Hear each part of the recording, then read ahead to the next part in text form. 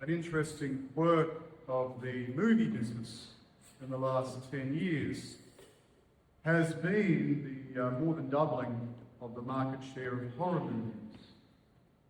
Apparently in this country it's even leapt in the last 12 months. And there could be lots of reasons for that.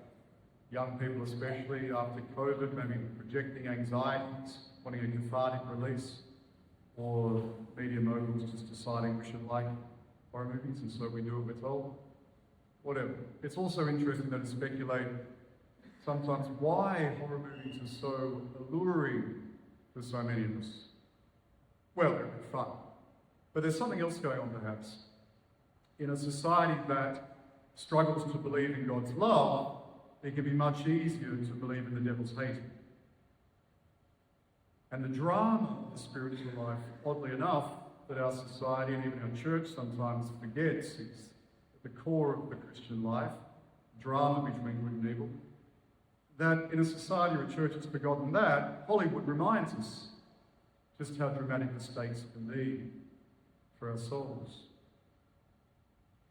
And yet there are plenty of allegedly progressive, enlightened Christians, Catholics even, who will dismiss the devil as mythology. Well, the scripture's pretty clear today. Jesus engages Satan. The saints certainly struggled against the devil. For you and I buying our milk or whatever, it's probably not such a pressing issue.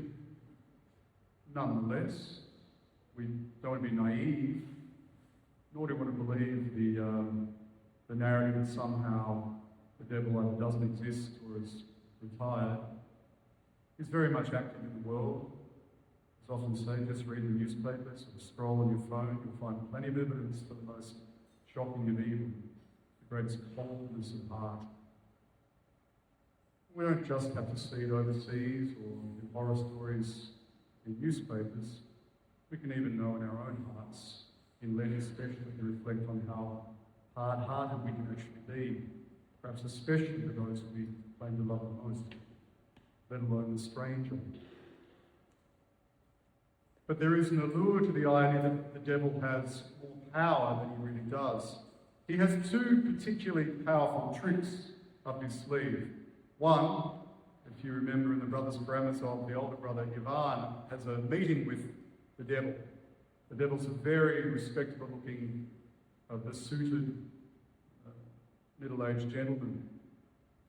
Anyway, he admits, or in the Grand Inquisitive chapter there, the idea emerges that the devil's greatest trick, as it's often translated, was to convince the world that he doesn't exist.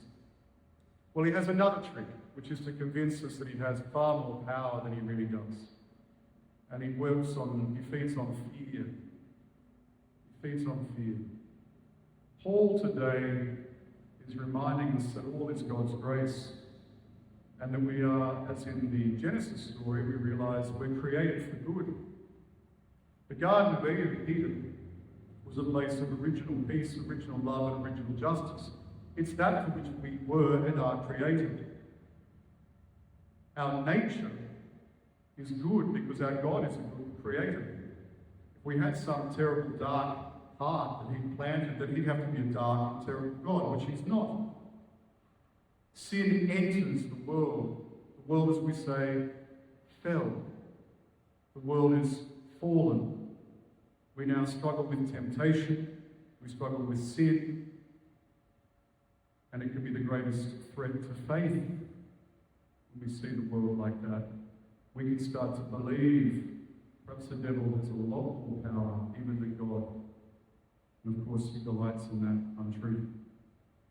What we're called to do in Lent is to reflect on the love of God that we dismiss, we turn away from. The extraordinary love who desires of us a restoration as the children of God of original peace, original love, and original justice. It's that restoration for which Jesus Christ died and rose. That belief that God's love has conquered evil is why we gather today. We receive his body and blood together, believing that evil that we read about and live, and The sinfulness of our own hearts is not the end of the story. The story continues as a story of love to which we're invited. A love that can transcend our broken, sinful hearts and restore us to the heart that we're called to recover. The heart that God places in us and placed in us.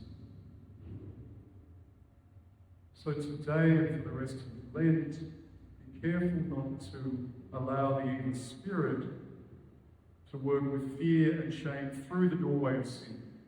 If you look at all the lives of the saints, it's very clear the closer they get to God, the more intense their sense of sin is. And the more intense will be the evil spirit's attempt to derail us. You're not worthy. You're no good. Let that shame get in the way of God's love. That's how he works on those who want more of God's love. Tell us you're no good. There's a story, simple, but I like it.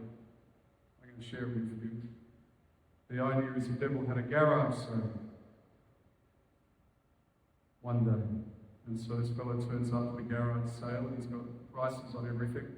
He's got pride here and sloth and lust and envy at the front, and they've got whatever they've got on the price. And way at the back, there's a separate room. And the fellow says to the devil, well, what's in that room? Oh, he says, that's my most prized possession. That's the most effective thing I have to deal with Christians and others. What is it? He says. Well, it's called discouragement.